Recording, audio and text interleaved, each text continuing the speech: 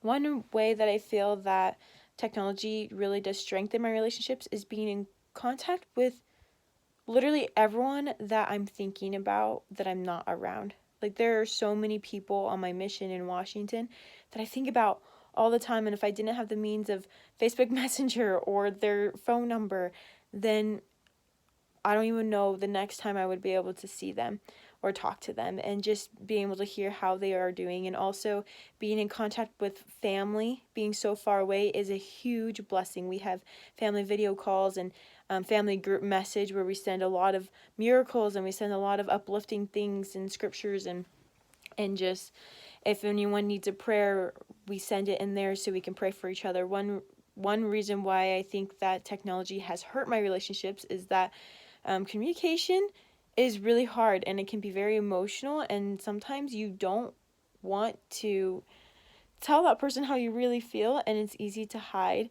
And so I I haven't done this with anybody except my family, and it was only this one experience of when my brother had made me super super mad, and we worked together at my dad's company, and for like 3 days I just was so filled with anger. And finally Brandon had texted me and said, "Hey, like, are you okay? Like, I'm sorry if I did anything to you." And then I just told him over text all the things I had been feeling.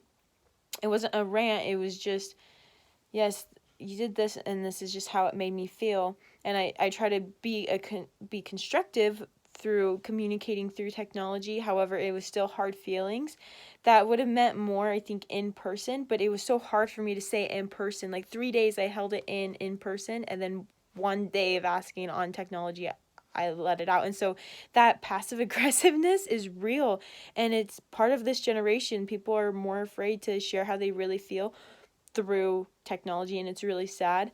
Um, some limits that I want to put on myself is not being on my phone like super late at night, like past midnight.